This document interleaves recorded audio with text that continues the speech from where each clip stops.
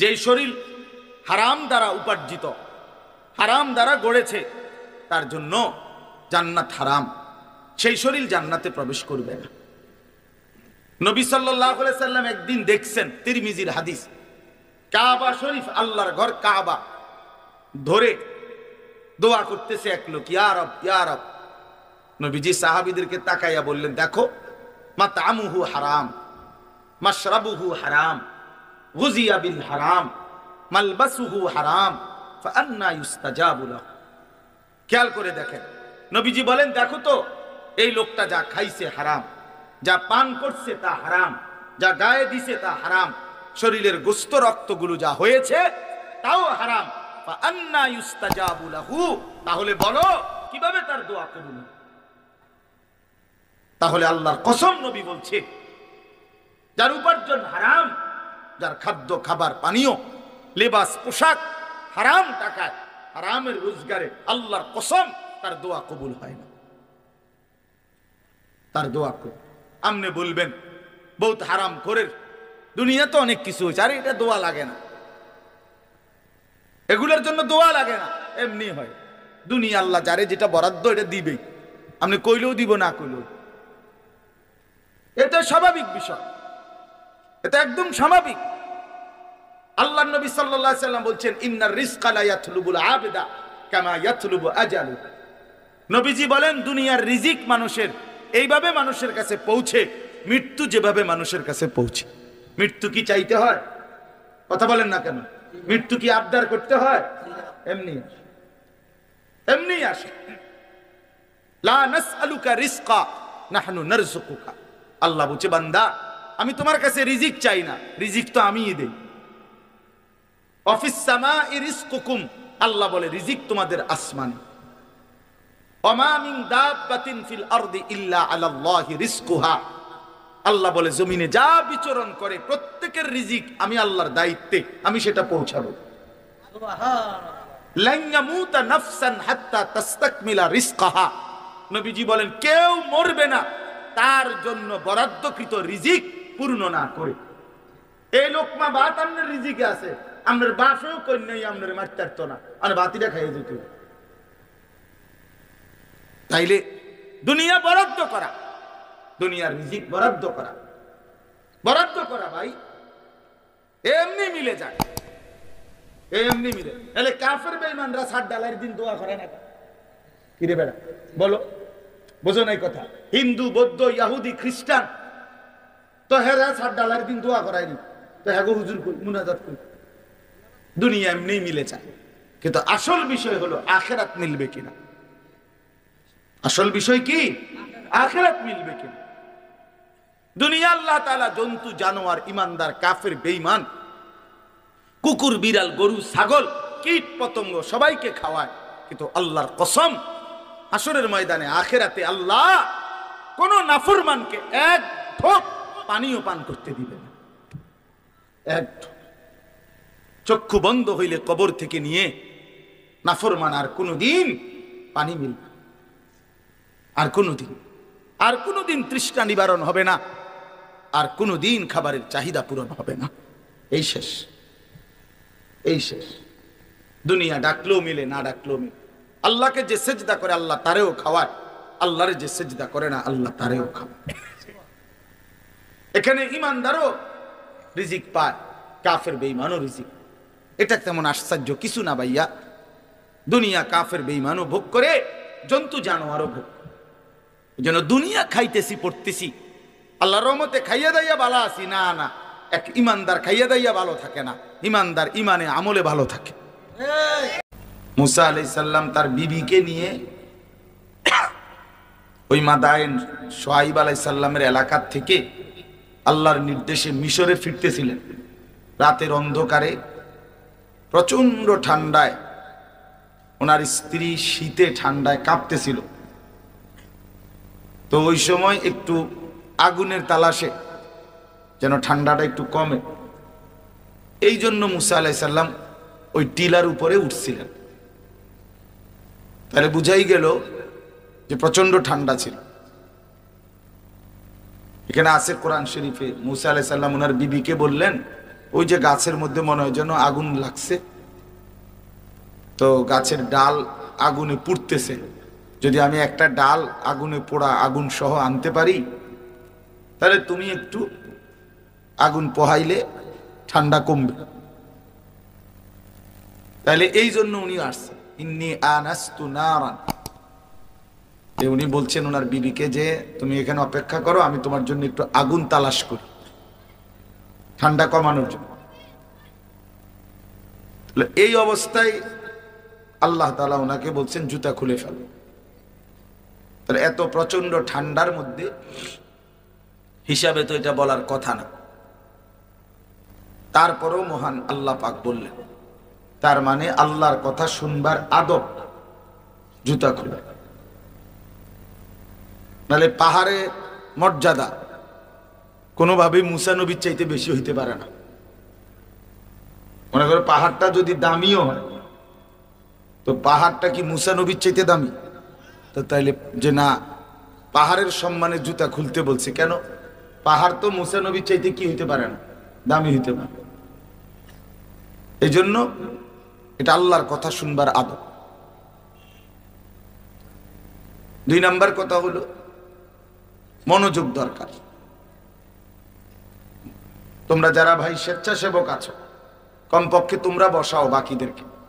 2-4 জন স্বেচ্ছাসেবকের দায়িত্ব পালন করে একজনকেও প্যান্ডেলের কাছে দাঁড়াইতে দিও না ভাই। যে বসবে না তাই সে চলে গেলে কোনো অসুবিধা নাই, কিন্তু কাছে চোখের সামনে বসতে না, কষ্ট করে বলো। 2 নাম্বার বিষয় হলো মনোযোগ, আন্তরিকতা। এটা ভীষণ জরুরি। আল্লাহর কথা শুনবার জন্য মনোযোগ না হলে হয় না, চুপ না হলে হয় না। কোরআন শরীফে আছে আল্লাহ তাআলা বলেন, ওয়া ইযা কুরিআল কুরআনু ফাসতামিউ লাহু ওয়া আনসিতু লাআল্লাকুম তুরহামুন। যখন আল্লাহর কোরআন তোমাদের সামনে পড়া হয়, তো শ্রোতা যারা তোমরা, তোমাদের দায়িত্ব কি?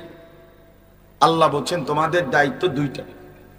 ফাসতামিউ লাহু, তোমরা কান লাগিয়ে মনোযোগ দিয়ে শোনো।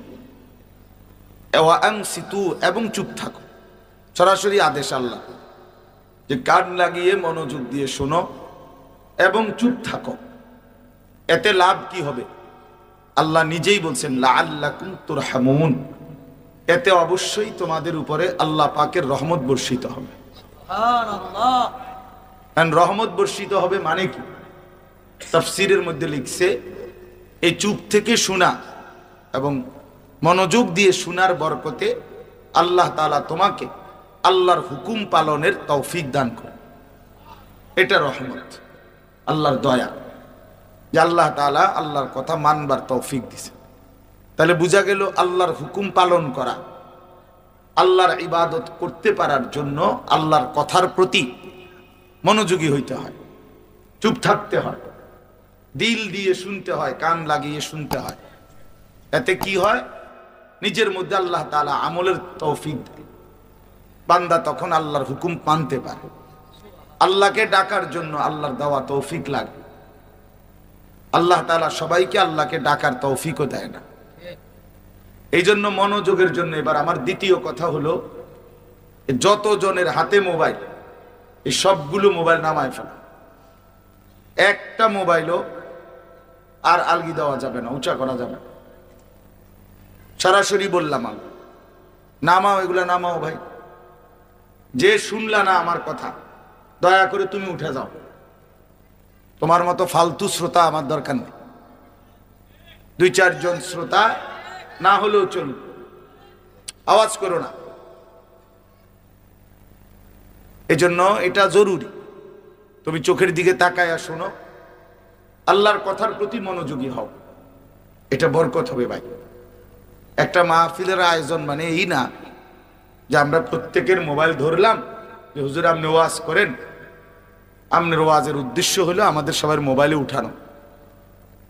এটা তো কোনো কথা হইতে পারে না, এটা তো কোনো যুক্তি হইতে পারে না। যুগ যুগ ধরে আমাদের পূর্ববর্তী মনীষীরা, আল্লাহওয়ালারা ওনারা ওয়াজ করছেন মানুষের পরিবর্তনের জন্য। তাহলে আমার দিলের পরিবর্তন যদি না হয় তো মোবাইলে জমা হয়ে কি হবে? অমুক হুজুরের ওয়াজ আমার মোবাইলে আছে তো কি হয়েছে? এতে তোমার ফায়দা কি? এই জন্য চেহারার দিকে তাকাইলে, আল্লাহর কথার প্রতি পুরা মোতাবজ্জ হইলে এতে বরকত হয়। একদিনে সবাই বদলায় না, কিন্তু ধীরে ধীরে পাথরের উপরেও যদি ধারাবাহিক পানি পড়ে, বৃষ্টির ফোঁটা পড়ে, একদিন পাথরটাও শক্ত ছিদ্র হয়ে যাবে। যেন ধারাবাহিক আল্লাহর কথা কেউ মনোযোগ দিয়ে শুনলে একদিন তার জিন্দেগি বদলায় যায়, পরিবর্তন হয়। এজন্য নওজোয়ান ছেলেরা, তোমরা যারা প্যান্ডেলের ভিতরে বসছো, আমার অনুরোধ, আমি অল্প একটু সময় কথা বলবো, আল্লাহর ওয়াস্তে তোমরা মোবাইলটা নামায় ফেলো, বুট বাদাম খাইও না, একটু মনোযোগী হও। তোমার ভালোর জন্য বলছি, তোমার কল্যাণের জন্য বলতেছি। প্রিয় ভাই, হাসি দিয়া উড়াই দিও না, জিন্দিগি সারাক্ষণ তামাশা করতে নাই। এক মানুষ পাগলও না ছাগলও না, সারাক্ষণ হাসে, সারাক্ষণ তামাশা, এ তো মাতালের কাজ।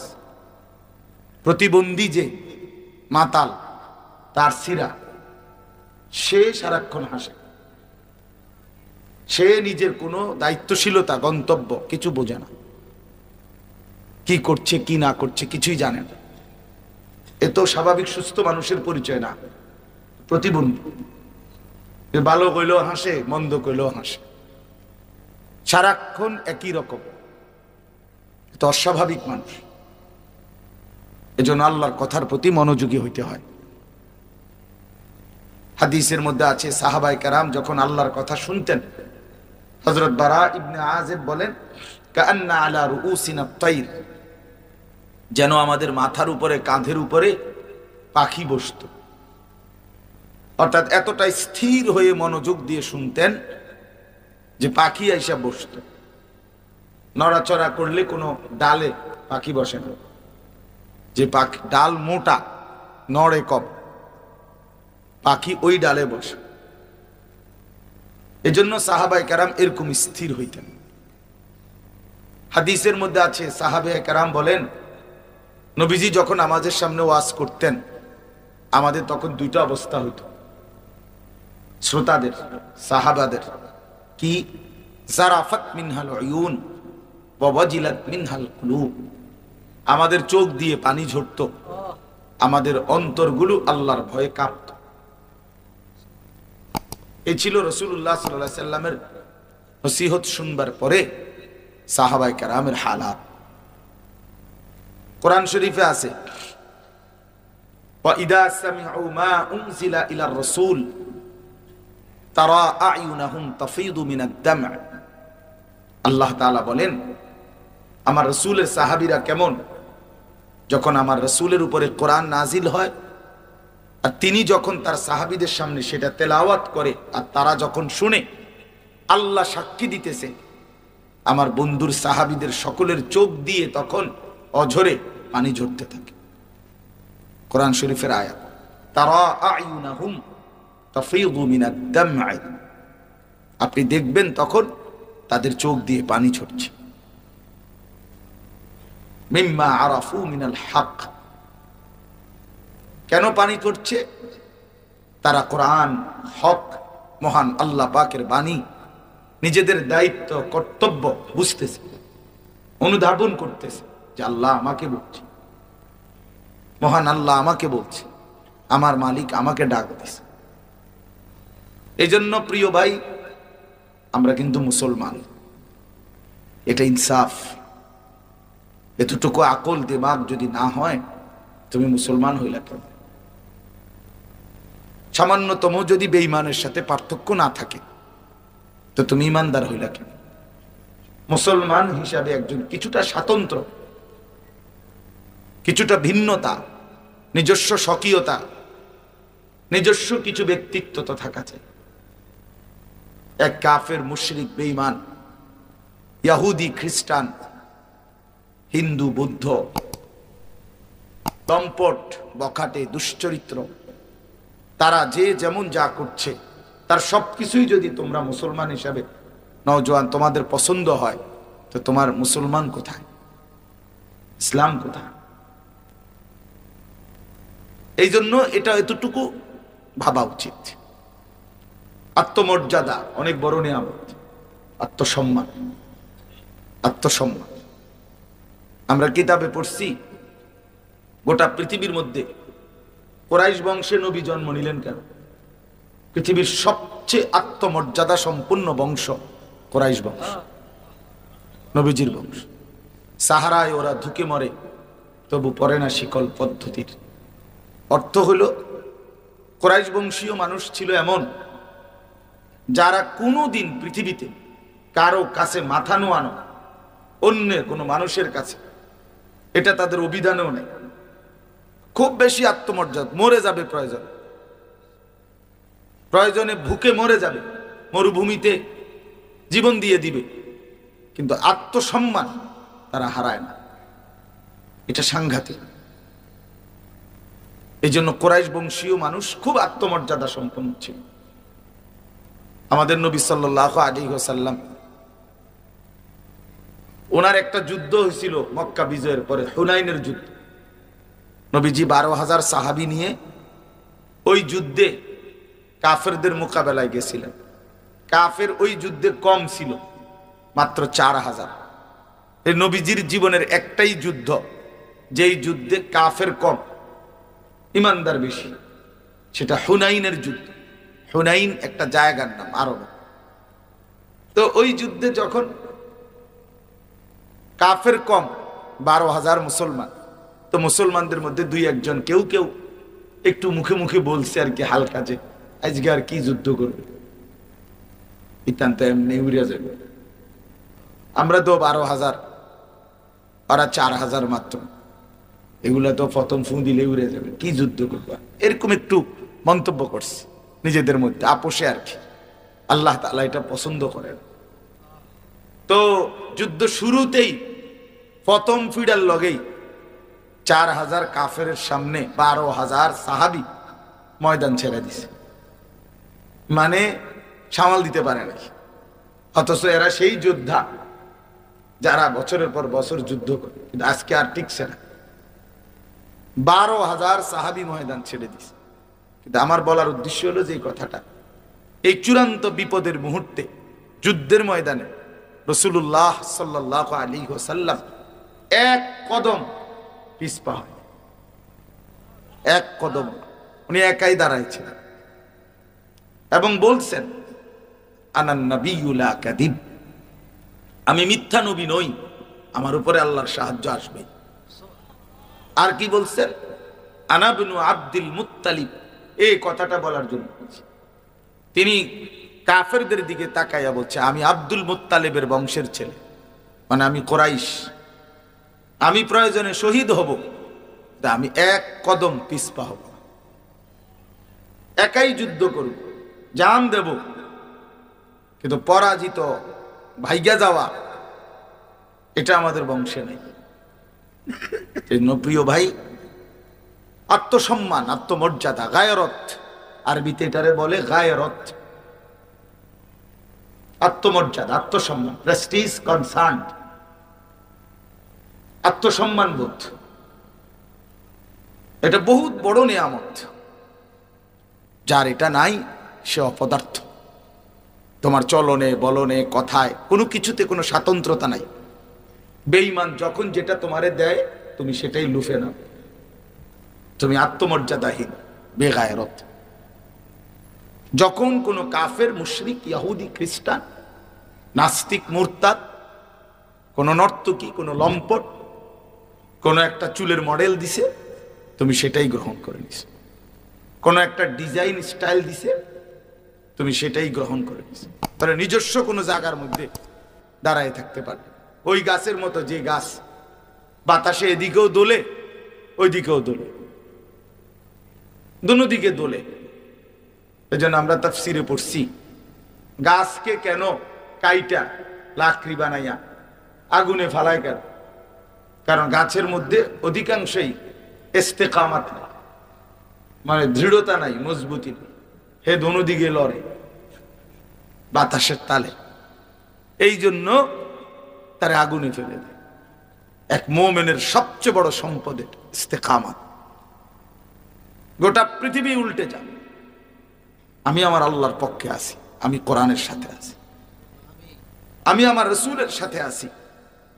কেউ আমার সমাজে আল্লাহকে না মানুক, আমি একাই মানি।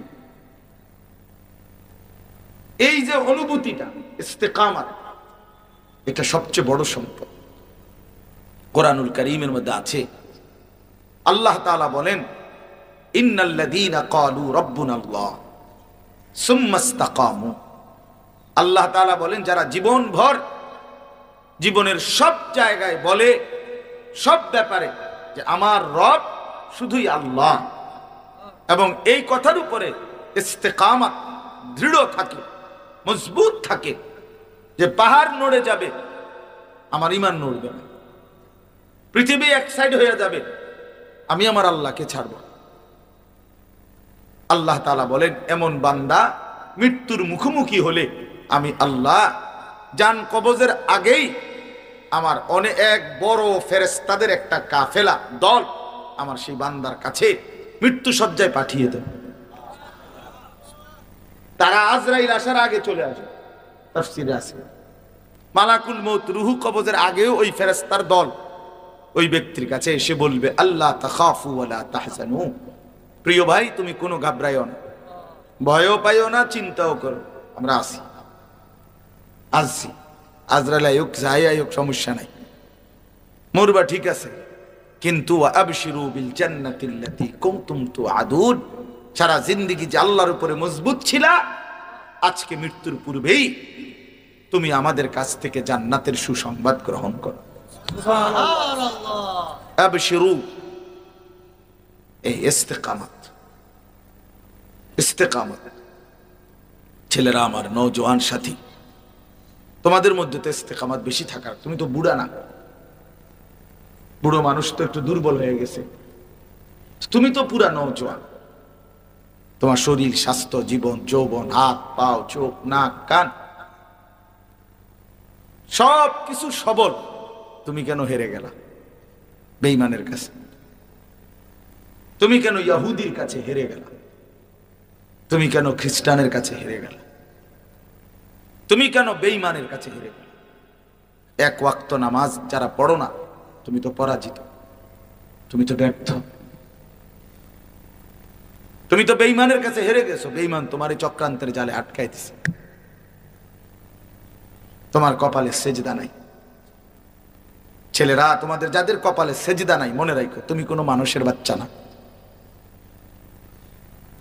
যার কপালে সেজদা নাই সে মানুষের বাচ্চা না। মানুষের বাচ্চা সেজদা বিহীন হয় না, যে সেজদা দেয় না সে প্রকাশ্য জানোয়ার, স্পষ্ট জানোয়ার। যার কপালে সেজদা নাই সে শয়তান। কোরআন শরীফে আল্লাহ বলছে, ইবলিস তুই আমারে সেজদা দিলি না, আজকের থেকে তুই শয়তান। এর আগে ইবলিসকে শয়তান বলতো, যেদিন সেজদা দেয় নাই সেদিন থেকে শয়তান। আল্লাহ বলছে, ইবলিস তুই আমারে সেজদা দিলি না, আজকের থেকে তুই রাজিম, অভিশপ্ত।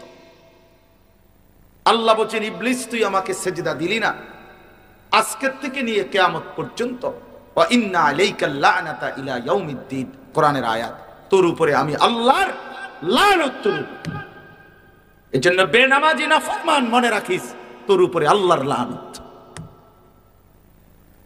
আল্লাহর লানত, আল্লাহর লানত, আল্লাহর লানত, আল্লাহর লানত, তোর উপরে খোদার গজব, খোদার গজব তোর উপরে। এই জন্য চেহারায় কোনো দয়া মায়া নাই, তাকাইয়া দেখো। তুমি না মনে করো তোমারে অনেক সুন্দর লাগে, তো তোমারে গ্রামের মহল্লার কোন দিনদার ভালো মানুষ কোনোদিন ডাকছিনি? তুমি দেখো, তোমার মতো হিংস্র তুমি দেখছুনি?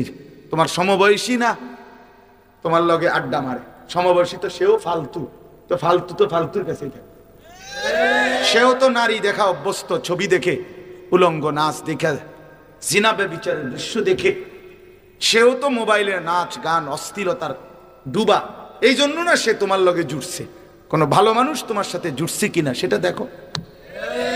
কোন সেজদাওয়ালা ইমানদার তোমারে ডাকছে কিনা, তোমার সাথে বন্ধুত্ব কিনা তাকে দেখো। এক চরিত্রহীন আর এক চরিত্রহীনের সাথে, এক লম্পট আর এক লম্পটের সাথে, এক বখাটে আর এক বখাটের সাথে মিললে কি হবে? এতে তো আহামরি তেমন কোনো কিছু নেই। এই জন্য যে কপালে সেজদা নাই তার উপরে আল্লাহর লানত। খোদার কসম, কোরআন শরীফের আয়াত, কোনো ব্যাখ্যার দরকার নেই। এনে কোনো বেলে এই লাইনের হুজুররা কইছে এটা, এই লাইনের হুজুররা কইছে আরেক, না এই লাইন লইন না, এক লাইন। আমি কইলো এই লাইন, মিজান কইলো এই লাইন। হ্যাঁ, ওই বলছে না আপনাদের কাছে, বেচারা আমার কাছে পড়ছে, হ্যাঁ অল্প কিছুদিন, মশা অনেক মহব্বত করতো তখন আমাদেরকে, আমরাও মহব্বত করতাম। আমি জানিও না আমার মাহফিল এখানে, আমার ওই বাইজিৎ আমার একজন ঘনিষ্ঠ, হে আমারে দাওয়াত দিছে। ওই কাছে আইসা দেখি হাট বলি বাড়ি নাম, আমি দিছি হেরে দমক, আর বেটা বেওকুফ, আমি তো এটা চিনি, এটা আমি কত আইছি এই গ্রাম, এটা আমি ভালো করেই চিনি। আশ্চর্য কোনো জায়গা নাই, তোমার পুরাতন এলাকা। হ্যাঁ, এই জন্য প্রিয় বন্ধু আমার, ভাই আমার, আমি মনে করাই দিলাম তোমাদেরকে, নওজোয়ান, আত্মপরিচয়, আত্মসম্মান, আত্মমর্যাদা, নিজের এতটুকু পরিচয় বিসর্জন দিও না। নিজের মুসলমান পরিচয় থেকে সরাই এলাইও না, আল্লাহর দোহাই, তুমি ক্ষতিগ্রস্ত হইবা ভাই। কোরআনুল কারীমের মধ্যে আল্লাহ বলছে, ইন্নামাল মুশরিকুনা নাজাস, সমস্ত মুশরিক বেঈমান নাপাক, নাজাস। তাহলে ওই বেঈমানের মতো সাজলা কেন? সেজদাবিহীন তুমি তো নাপাক। ওয়া খাসিরা হুনালিকাল মুবতিলুন, আল্লাহ বলে সমস্ত বাতিল, গোমরাহ, সব খাসিরা, পথহারা, ক্ষতিগ্রস্ত। তুমি লস খাইবা, ক্ষতিগ্রস্ত হইবা। একদিন না একদিন, দিন শেষে, রাত শেষে একদিন দেখবা পিছন দিকে মনে পড়বে সব তোমার আসলে কিছুই নাই, বন্ধুরাও নাই, শরীরও নাই, স্বাস্থ্যও নাই, যৌবনও নাই, শরীরের সক্ষমতাও নাই। একদিন দুনিয়াতেও হয়তো লজ্জিত, আর কবর আখেরাতে তো লজ্জিত হবাই। এই নারী ছবি, এই নাচ গান, এই মদ জুয়া ফুর্তি, এই অশ্লীল দৃশ্য, উলঙ্গ ছবি, খোদার কসম একদিন তোমারে চোখের পানি ফেলা, হয় দুনিয়াতে অথবা কবরে আখে। দুনিয়াতে অসংখ্য যুবক ক্ষতিগ্রস্ত। আমার পকেটে সব সময় ছেলেদের চিঠি থাকে, কাগজ, অনেক, আমি তো সারা দেশে ছেলেরা আমার নওজোয়ানরা চিঠি দেয়, কাগজ দেয়, লেখা, মোবাইলে বলে, মেসেজ দেয়, শুনি, দেখি, কথা বলি। কি পরিমাণ এই উলঙ্গ ছবি, নারী, জেনা, ব্যভিচার দেখতে দেখতে নিজের হাত, শরীর, যৌবন সব নষ্ট করে এখন অসহায়ের মতো দুঃখে দুঃখে কাঁপে, দোয়া চায়। তোমার কাছে তো আর বলবে না। এই জন্য আমি অনুরোধ করলাম, একটা সামান্য মোবাইল পাইয়া তোমরা যেই মাতাল হয়ে গেছো, এটা সুস্থ স্বাভাবিক মানুষের কাজ না। বড় মোবাইলের কোনো বিশেষ প্রয়োজন থাকতেই পারে, এটার দ্বারা অফিসিয়াল পৃথিবীর এই অনলাইনের যুগে অনেক কাজ, ঠিক আছে, সেটা তো স্বাভাবিক। আমরা করোনা এবং করোনার পর পর যখন হজে গেছি, উমরায় বারবার, এখনো আছে মসজিদে নববীতে, মদিনা শরীফে রাসূলুল্লাহ সাল্লাল্লাহু আলাইহি সাল্লামের রওজা মুবারকের পাশে একটা জায়গা আছে, রিয়াজুল জান্নাহ, জান্নাতের টুকরা, নবীজির হুজরা পাশে। তো ওই জায়গাটাতে ঢুকতে হইলে করোনার পর থেকে আইন করছে, অনলাইনে অ্যাপসের মাধ্যমে আবেদন করলে এরপরে ওরা অনুমতি দিলে ওইটা মোবাইল দিয়ে দেখাইতে হয় যে আমার এটা অনুমতি পাইছি আমি, তো এরপরে ঢুকতে দেয় সিরিয়ালে। তো তখন আমি বড় মোবাইল লাগবে আমার, আমি অ্যাপস খুলবো কেমনে, আরে অনলাইনে আবেদন করবো কেন? তাইলে প্রয়োজন তো ঠিক আছে, অফিসিয়ালি সরকারি চাকরিজীবী, ব্যবসা, শিক্ষার অনেক কাজ থাকতেই পারে। সারা দিন সারা রাত পাগলের মতো, মাতালের মতো, তার সিরার মতো বেডা বেডি, জোয়ান বুড়া, কুত্তা বিলাই, শুকর, মানুষ, হাঁস মুরগা, সাপ বিচ্ছু সবকিছুর ছবি তোলা, নিজের চুল, নিজের চেহারা, নিজের প্যান্ট, নিজের জামা, এগুলারে বারবার ছবি তোলা, এই অসভ্যতার শেষ কথা। এই মাতলামির সমাপ্তি কোথায়? আমার প্রশ্ন হলো ভাই, এটা বলো, এটা শেষ পৌঁছবে কোথায়? তোমারে কোথায় নিয়ে যাবে শেষ পর্যন্ত? ইনসাফের সাথে ভাবো, আল্লাহকে সাক্ষী রাইকা ভাবো, ছেলেরা কোন দিকে যাচ্ছ, তোমরা কেমনে যাচ্ছ? 365 দিনে, এক বছরে কোনদিন ফজরের নামাজ পড়লা না? মুসলমানের বাচ্চা এত বড় জানোয়ার কেমনে হইলা? এক বছর কোনদিন এত বড় নাফরমান, এত বড় বেঈমান কেমনে হইলা? আল্লাহকে এইভাবে ভুলে যায় মানুষ? এক মুসলমান আল্লাহকে এইভাবে ভুলে যায়? 365 দিনের একটা বছর, এমন অসংখ্য ছেলে তোমরা কোনদিন ফজরের নামাজ পড়ো নাই, জানো না ফজরের ওয়াক্ত কেমন হয়। আহা, মানুষের বাচ্চা এত বড় পাষাণ হয় না। কোন মায়ের পবিত্র দুধ খাইছো, এক মুসলিম বাবার ঘরে তো বড় হইছো, কেমনে এভাবে আল্লাহকে ভুলে গেল? ইয়া আইয়ুহাল ইনসান মা গাররাকা বিরাব্বিকাল কারীম। রব্বুল আলামিন বলেন, হে মানুষ, এমন দয়ালু মেহেরবান মাওলাকে কেমনে ভুলে গেলা? আমার মতো দয়ালু মেহেরবান মালিক থেকে কে তোমারে ভুলায় দিল? মা গাররাক, কি এমন পেলে বান্দা যে আমি আল্লাহকে ছেড়ে দিলে এক ওয়াক্ত নামাজের সেজদাও দিলা না? কেমনে ভাবে ভুলে গেলা? সামান্য একটা চা দোকান তুমি আমি আল্লাহকে ভুলায় দিল, একটা সিএনজি, একটা অটো রিক্সা বুঝি আল্লাহকে ভুলায় দিল, একটা 20,000 টাকার মোবাইল বুঝি আল্লাহকে ভুলায় দিল। হায় মুসলমান, এভাবে কেমনে ভুলে গেলা? ফাবিআইয়ি হাদিসিন বাদাহু ইউমিনুন। কোরআনে আছে, আল্লাহ বলেন, বান্দা, কোরআন আমি নাজিল করেছি, এই কোরআনের মাধ্যমে, আমার বন্ধুর মাধ্যমে এক একটা কথা বারবার বলেছি। আকিমুস সালাহ, আকিমুস সালাহ, বারবার বলেছি বান্দা নামাজ পড়ো, নামাজ পড়ো, নামাজ পড়ো, নামাজ পড়ো। এবার আল্লাহ জানতে চাইছে, বান্দা আমার মতো মালিক আর কেমনে বললে, আর কতবার বললে তুমি বিশ্বাস করতা, মানতা? এই নাফরমান বেনামাজি হাইওয়ান, তারা বেটা অসভ্য কোথাকার, তোর মালিক তোর আর কতবার বললে সেজদা দিতি? একটা লাথি দিবে ফেরেশতা দিয়ে, একটা লাথি, কোরআন শরীফে আছে, একটা লাথি দিবে। আল্লাহ ফেরেশতাকে বলবে, ফেরেশতা খুযুহু ফাগুল্লু, বেঈমান নাফরমানকে বান, হাসরের ময়দানে বেঁধে ফেল, ধর তারে আর বান দে, ফাগুল্লুহু, তারে বান দে। ফেরেশতা বেঁধে ফেলবে। এরপরে ফেরেশতা বলবে, আল্লাহ এখন কি করব?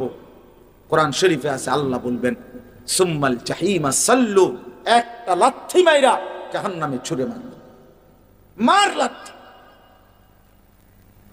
লাথি একটা লাথি দে, থ্রাম করে লাথি দিবে। ফেরেশতা এক লাথি দিবে, এই বাঁধা বেঈমান জাহান্নামে কি।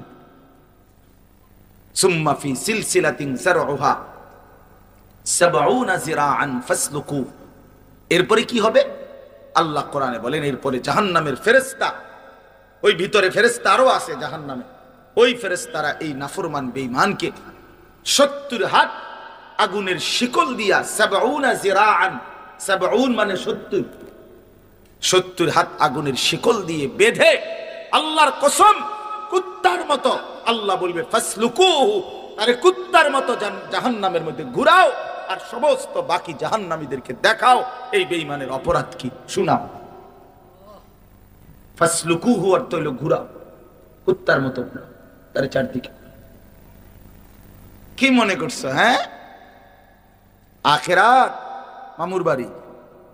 আমরা বেউকুফ, তোমরা চালাক না।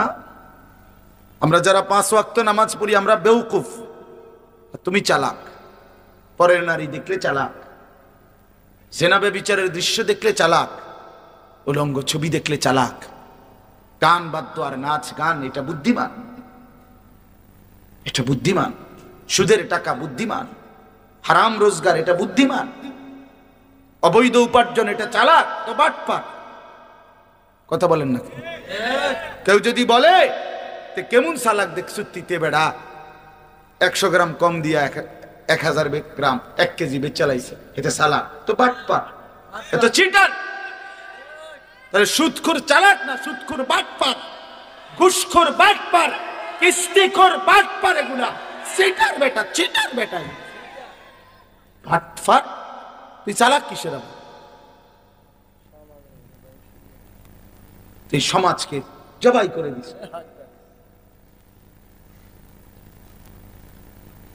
তাহলে এই জন্য নাফরমান চালাক হয় না। কুল্লু মান আসাল্লাহ ফাহুয়া জাহিল। আমি নিজে পড়ছি, তাফসীর ইবনে কাসিরের মধ্যে আছে, যে আল্লাহর নাফরমানি করে ফাহুয়া জাহিল, সে মূর্খ, অজ্ঞ, সে চালাক না। আল কাইয়িসু মান দানা নাফসাহু ওয়া আমিলা লিমা বা'দাল মাউত। সরাসরি হাদিস। নবীজি বলেন বুদ্ধিমান কে? বুদ্ধিমান সে যে নিজের হিসাব রাখে এবং মৃত্যু পরবর্তীর জন্য আমল করে। সাহাবী জিজ্ঞাসা করছে মান আকিয়াসুন নাস। এক সাহাবী নবীকে জিজ্ঞাসা করছে, হে ইয়া রাসূলুল্লাহ, সবচেয়ে বুদ্ধিমান ব্যক্তি কে? আল্লাহর নবী সাল্লাল্লাহু আলাইহি সাল্লাম বলেন আকসারুহুম যিকরান লিল মাউত ওয়া আকসারুহুম ইস্তি'দাদান লিল মাউত। বেশি বেশি মৃত্যুকে যে স্মরণ করে আর বেশি বেশি মৃত্যুর জন্য যে প্রস্তুতি গ্রহণ করে সে সবচেয়ে বুদ্ধিমান। এরপরে নবীজি বলছে যাহাবু বিশারাফিদ দুনিয়া ওয়া কারামাতিল আখিরাহ। এই মানুষগুলো দুনিয়ার সম্মানও নিল, আখিরাতের মর্যাদাও নিল। বাহ! আখিরাতকে যে স্মরণ করে বন্দেগী করে, দুনিয়া তো আল্লাহ তারে বেইজ্জতি করে না, আখিরাতও বেইজ্জতি করবে না। এজন্য নবী বলছেন যে সে দুনিয়ার সম্মানও নিল, আখিরাতের সম্মানও। আরে ভাই কথা বলো না, কথা বলো না, আমার ওয়াজ শেষ, তুমি অনে রাইছো ইয়া বিসাইড। জি বাবা, তাইলে এই জন্য বললাম, আমি আপনাদের কাছে অনুরোধ করি, আপনারা যারা মাঝ বয়সী বয়স্ক বাবা আছেন, আপনাদের কাছে বিশেষ অনুরোধ, আপনারা আপনাদের সন্তানদের দিকে নজর দেন। নওজোয়ান ভাই, তোমাদের কাছে আমাদের অনুরোধ, আগামী দিনে শুধু কেবল এই দুইটা একটা দল নিয়ে মূলত হবে না হিসাব। আগামীর পৃথিবী, সারা পৃথিবী একসাথে, গ্লোবালাইজেশন, বিশ্বায়নের এই যুগে আগামীর পৃথিবীর যুদ্ধ, আগামীর পৃথিবীর মোকাবেলা শুধু বাংলাদেশের সীমানায় না, সারা পৃথিবী একসাথে। একদিকে ঈমান, আরেকদিকে কুফর, একদিকে মুমিন, আরেকদিকে বেঈমান, একদিকে মাহাদি, আরেকদিকে দাজ্জাল। এজন্য তুমি এই অবস্থায় চলতে থাকলে প্রিয় ভাই, ঈমান বাঁচাইতে পারবা না। আমি বলব পারতা না। বড় বেশি লোভের দুনিয়া এখন। তোমরা আগামী দিনে খুব বেশি লোভের এই দুনিয়া, পৃথিবীতে গুনাহ, নাফরমানি, অশ্লীলতা, বেহায়াপনাকে খুব বেশি লোভনীয় করে পেশ করা হইতেছে। নারী বেসামাল, বেপর্দা নারী, 24 ঘন্টার ফিকির, নিজেকে প্রদর্শন। এই জন্য চারিদিকে অশ্লীলতা, বেহায়াপনা, অসভ্যতা, নোংরামি বেশি। রাস্তার গলিতে গলিতে, গ্রামে, পাড়ায়, মহল্লায়, ইউনিয়নে, বিভিন্ন জায়গায়, হোটেল, ক্যাফে, রেস্তোরাঁ, বিভিন্ন রকমের, অর্থাৎ গুনাহের আড্ডা চারিদিকে, গলিতে গলিতে। কোন গলি দিয়া বাঁচবে? এই জন্য মজবুত ঈমান, 5 ওয়াক্ত নামাজ, এই কপালে সেজদা যদি না থাকে, আল্লাহর নাম যদি জবানে না থাকে, পারতাম। হঠাৎ করে 30 বছরের মন্দ আখলাক হঠাৎ চেঞ্জ করতে পারতাম। 30 বছর ধরে কোনো দিন ফজরের নামাজ পড়ো না, 24 বছর বয়স, 25 বছর বয়স, 20 বছর বয়স, হঠাৎ করে পারতা না। এজন্য যদি মজবুত ভাবে নিয়মিত অভ্যস্ত থাকো, তো যদি দুশ্মন, কাফের, মুশরিক, ইসলাম বিরোধী ষড়যন্ত্র যদি পাহাড়ের মতো আসে, ইমানদার তার সামনেও মজবুতের সাথে দাঁড়ায় থাকে।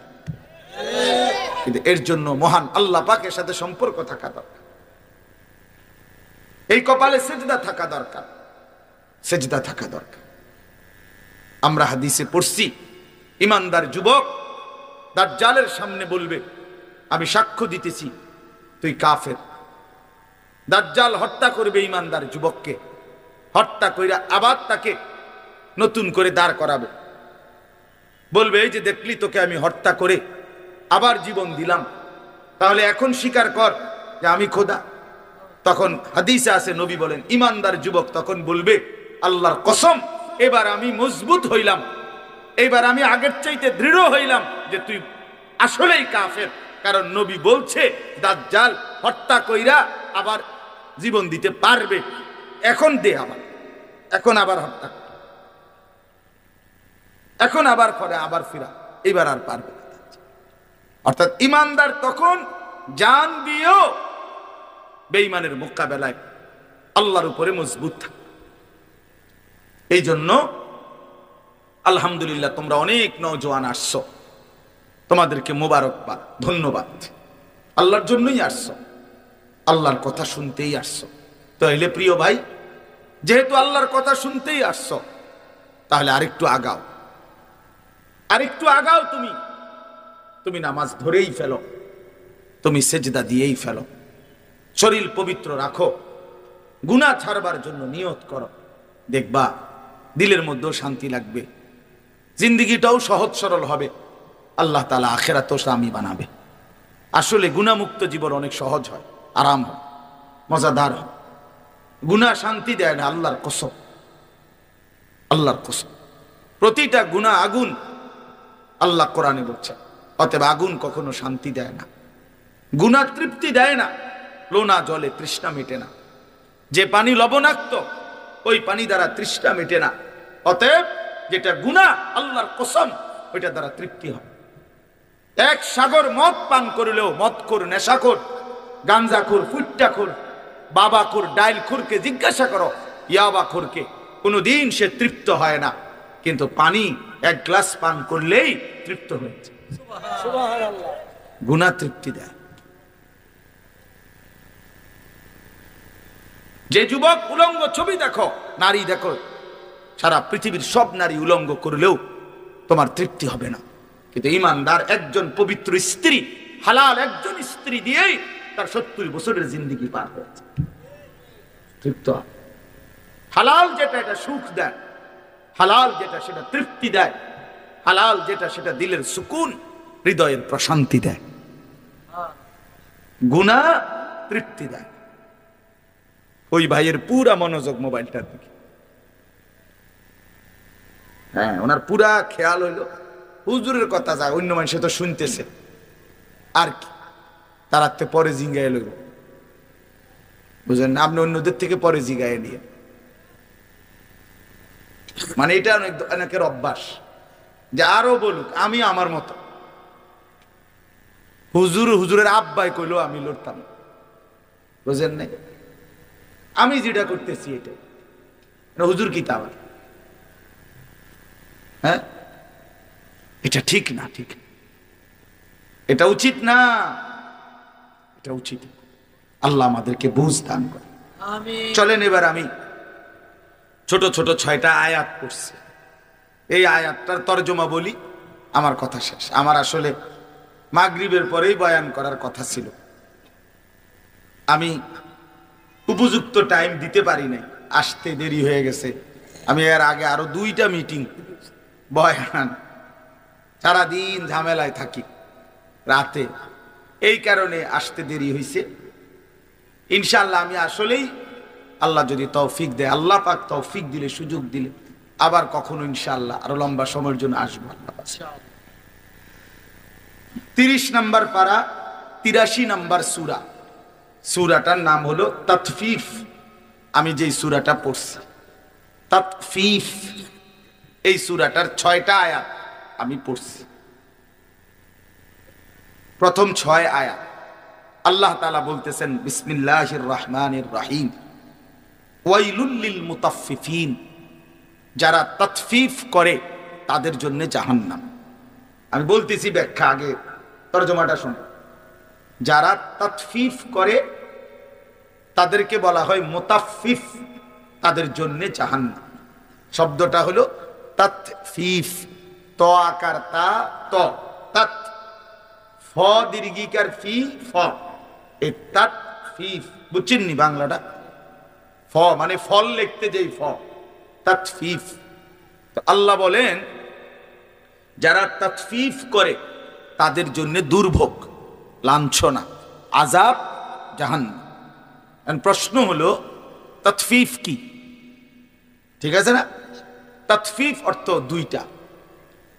প্রথম অর্থ হলো তাতফিফের ওজনে কম দেওয়া, এটাই অর্থ। তাহলে অর্থ এই দাঁড়াইল, যারা ওজনে কম দেয়, যারা অন্যকে ঠকায়, আল্লাহ বলে তাদের জন্য জাহান্নাম। আল্লাহ আবার নিজেই ব্যাখ্যা করে দিছে পরের 2 আয়াত, আল্লাযীনা ইযা তালু আলান নাসি ইস্তাউফুন। আল্লাহ বলে তাতফিফ কাকে বলে, আল্লাহ নিজেই বলছে, যারা নিজের জন্য যখন নেয় ইস্তাউফুন, তখন পূর্ণ নেয়। ওয়া ইযা কালুহুম আও ওয়াজানুহুম ইউখসিরুন, তো অন্যকে যখন মাইপা দেয়, অন্যের জন্য যখন দেয়, তখন ইউখসিরুন, কমিয়ে দেয়। নিজে নিলে 60টায় একালি, আরেকজনকে দিলে 3টায়ও একালি হয়ে যায়। বুঝেন নাই কথাটা?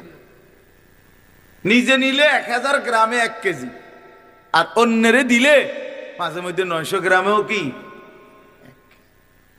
তার মানে অন্যকে দেওয়ার সময় কি করে? ঠকা। আল্লাহ তাআলা বলেন এই নাফরমানের জন্য জাহান্নাম। তাহলে এখানে আমি বুঝাইতে চাই 2টা কথা। 1 নাম্বার কথা হলো, এই অন্যকে, মানুষের সাথে লেনদেন, যেই কোনো ব্যক্তি আমার কাছে যা পায়, যেই কোনো ব্যক্তি, কোনো মানুষ আমার নিকট যা প্রাপ্য, তার প্রাপ্য পূর্ণ দেওয়া, এটা আল্লাহর আদেশ। আর তাকে ঠকানো, তার প্রাপ্য কম দেওয়া, এটাই তাতফিফ, ওই ব্যক্তির জন্য জাহান্নাম। তাহলে এখানে গুরুত্বপূর্ণ তাফসিরে লিখছে যে এটার অর্থ হলো বান্দার হক কোনোভাবেই না ঠকানো, বান্দার হক কি না করা, না ঠকানো। এই মানুষের যাবতীয় লেনদেন বান্দার হক, বান্দার হক। আমরা যেই লেনদেন করি, মানুষ মাত্রই লেনদেন করে, মুআমালাত। মানুষ সমাজবদ্ধ জীব, মানুষ একা থাকতে পারে না, আর মানুষের সকল প্রয়োজন সে একা নিজে নিজে পূরণ করতে পারবে না। আমি টাকা দেব, আপনি পণ্য দিবেন, আমি পণ্য দিব, আপনি টাকা দিবেন, আমি রিকশার ভাড়া দেব, আপনি রিকশা দিয়ে আমারে নিয়ে যাবেন, আমি শ্রম দেব, আপনি মূল্য দিবেন, ইত্যাদি। মানে মানুষ মাত্রই সমাজবদ্ধ, সংঘবদ্ধ মানুষ, একে অপরের প্রয়োজন পূরণ করে, এটাই লেনদেন, এটাই মুআমালা। অতএব এটা বান্দার হক। এই বান্দার হকের মধ্যে কোনো রকমের ঘাটতি করা, কমতি করা, এটা হারাম, ওই ব্যক্তির জন্য জাহান্নাম। তাহলে এক্ষেত্রে প্রথম অর্থ হইল ওজনে কম না দেওয়া, ওজনে কম না দেওয়া। কোরআনুল কারীমের মধ্যে আল্লাহ তাআলা বলছেন, ওয়া আকিমুল ওয়াজনা বিল কিসত ওয়া লা তুখসিরুল মিজান। সূরা আর রহমানের মধ্যে শুরুতেই আছে, আল্লাহ বলেন ইনসাফের সাথে ওজন পূর্ণ করো, কোনোভাবেই ওয়া লা তুখসিরুল মিজান, ওজন কমায় দিও না। ওজন কমায় দিও না, ইমানদার এটা করতে পারে না। তাহলে এটা বান্দার হক। আপনি যে 100 গ্রাম কম দিলেন, আপনি যে একটা জিনিস কম দিলেন, এ তো বান্দার হক নষ্ট করল। আর বান্দার হক নষ্ট করে যে রোজগার কামাই, এটা হারাম।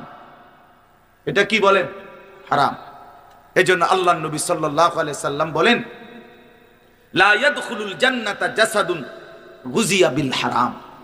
যে শরীর হারাম দ্বারা উপার্জিত, হারাম দ্বারা গড়েছে, তার জন্য জান্নাত হারাম, সেই শরীর জান্নাতে প্রবেশ করবে না। নবী সাল্লাল্লাহু আলাইহি সাল্লাম একদিন দেখছেন, তিরমিজির হাদিস, কাবা শরীফ, আল্লাহর ঘর কাবা ধরে দোয়া করতেছে এক লোক, ইয়া রব ইয়া রব।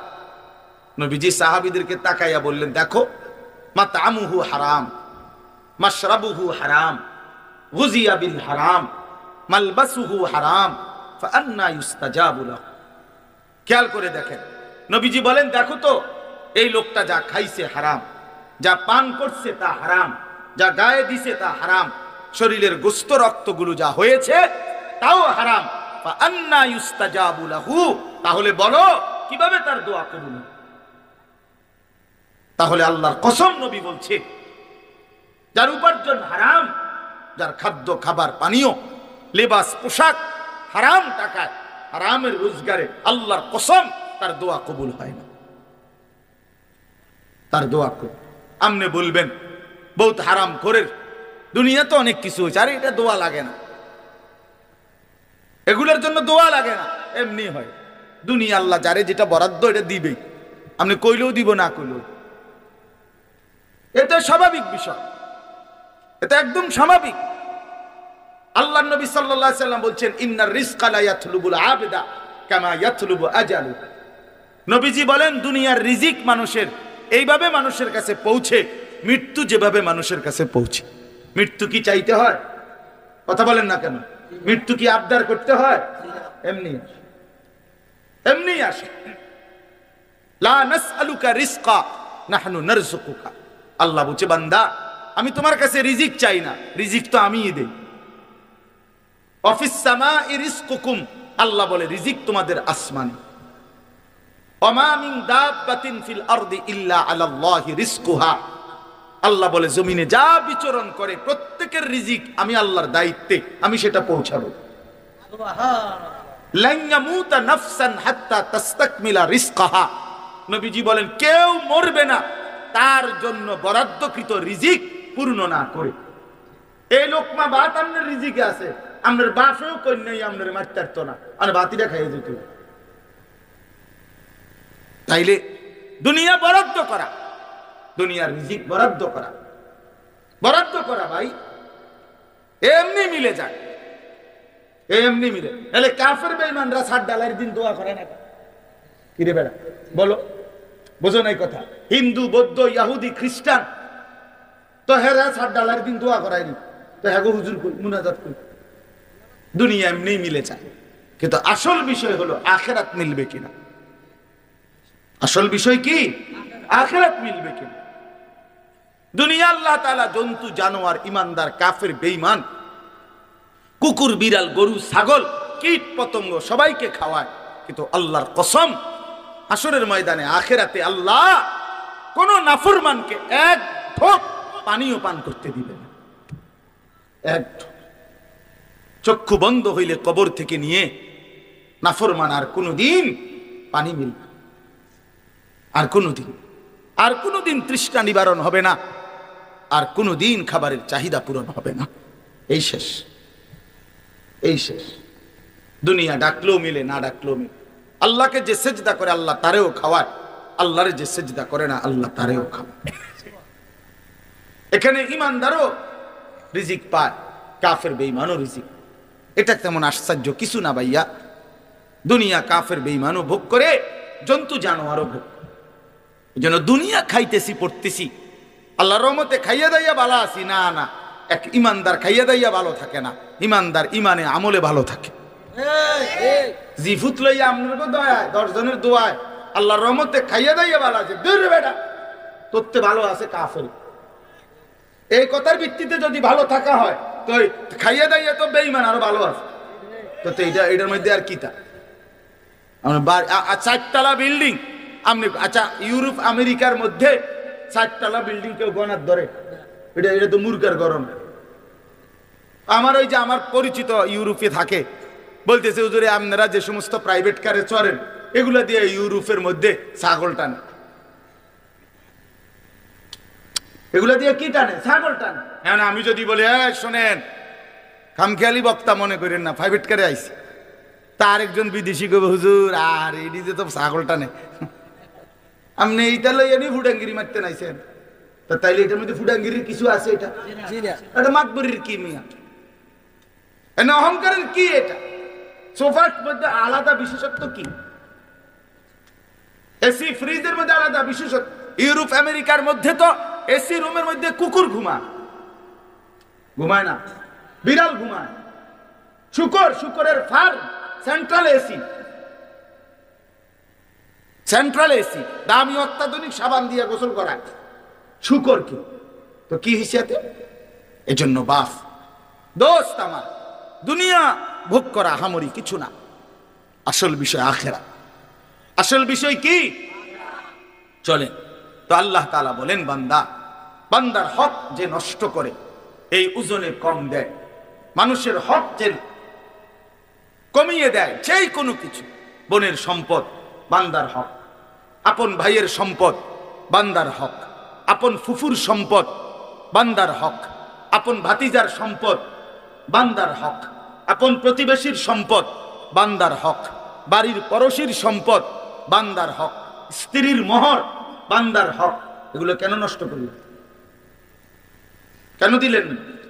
এই 1 শতক জমি দিয়া কি করবেন? এই 1 বিঘত জমি দিয়া কি করবেন? এই মিথ্যা বললেন কেন?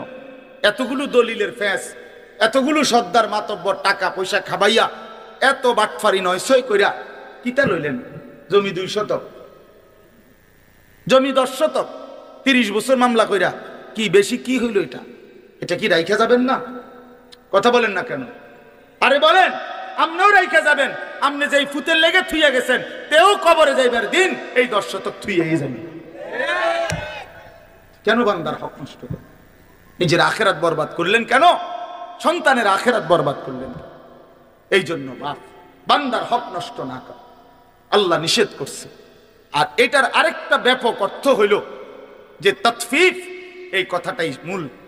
আরেকটা অর্থ হইল আল্লাহর হক এটাও ঘাটতি না কর, অর্থাৎ নামাজ, রোজা, হজ, যাকাত, জিকির, তিলাওয়াত, আল্লাহ পাকের যত ইবাদত, কোন ইবাদতের মধ্যে ঠিক যেটা সহিহ কোরআন সুন্নাহ সম্মত, নবীজির শেখানো বাতানো হুবহু ওইভাবে করার চেষ্টা করা, নাই তো ওইটাও তাতফিফ, নাই তো ওইটাও ঘাটতি, তাহলে ওই জন্য জাহান্নাম। নামাজ নবী পড়লো, আমনে পড়লেন, এত ব্যবধান হইল কেন? নামাজ সাহাবীরা পড়লো, আমনে পড়লেন, এত ব্যবধান হইল কেন? নামাজ ইমাম সাহেব পড়ায়, আমনে পড়েন, এত ব্যবধান হইল কেন? রুকু দিয়ে যে মাথা সোজা করেন না, সেজদা একটা দিয়ে যে মাথা একটু আলগি দিয়ে আবার সেজদা দিয়ে এলান, এই বাটফারি কার থেকে শিখলেন? কথা বলেন না কেন? এমন ভদ্রলোক নাই মাথা একটু উড়াইয়া আরটা দেয়, একদম জাঁতা দিয়ে ধরা দরকার তার মাথা, একদম মাড়ির তলে ডাবাই লাও দরকার। মাথা আলগি দেশ কিসে কামড়াইলো তোমার? কোন শয়তানে কামড়াইলো তোমারে? রুকুর থেকে সোজা দাঁড়াও না, রুকুর থেকে একটু মাথা আলগি দিয়ে একটা মারে। সূরা কেরাত অশুদ্ধ, দোয়া কালাম অশুদ্ধ, আত্তাহিয়াতুও পড়তে পারে না, দোয়া কুনুতও পড়তে পারে না। 4 রাকাত নামাজ পড়ে মনোজনে 1-1.5 মিনিট। এটা কি মেশিন? কি মেশিন লাগাইলো? এটা জাপানি মেশিন। তার মানে আসলে কিচ্ছু তো জানে না, ভুল ফালতু। এই জন্য একটা ওড়ন নামন আর কি। এই জন্য বললাম সাধারণ শিক্ষিত হন আর জেনারেল শিক্ষিত হন আর কোনো পড়ালেখাই না করেন, এগুলো কোনো বিষয় না।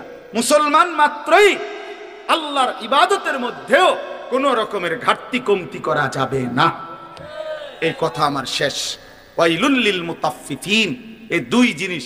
1 নাম্বার, বান্দার হকে যে ঘাটতি করে জাহান্নাম, আল্লাহর হকের মধ্যেও যে ঘাটতি করে তার জন্য জাহান্নাম।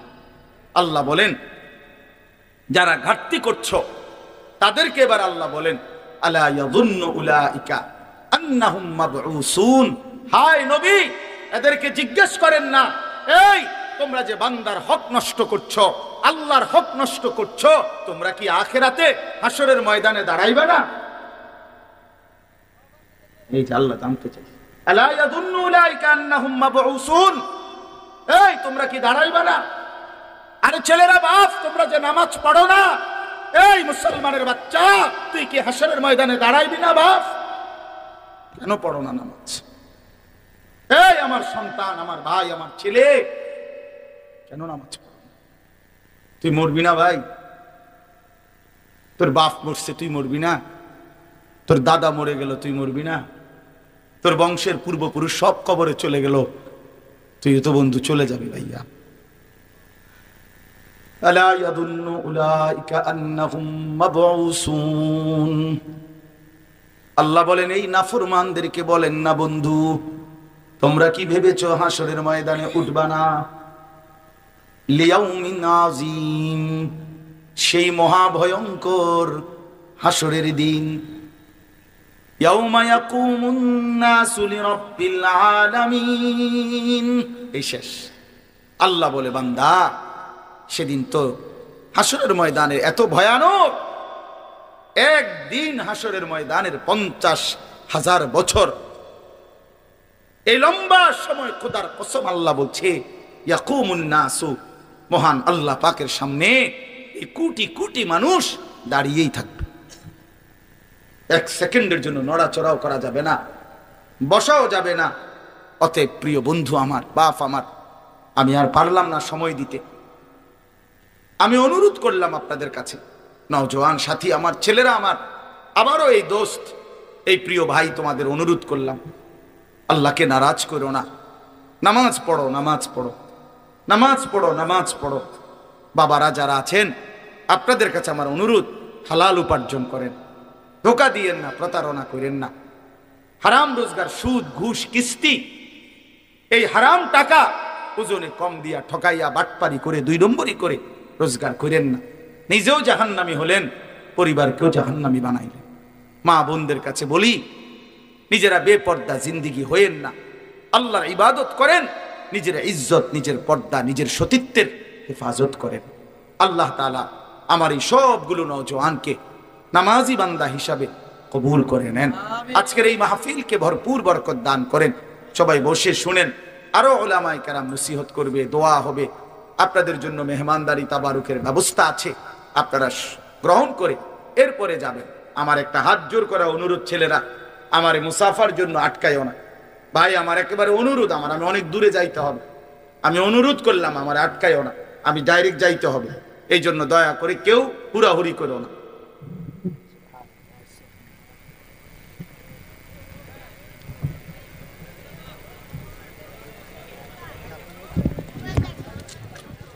আরিফ বিল্লাহ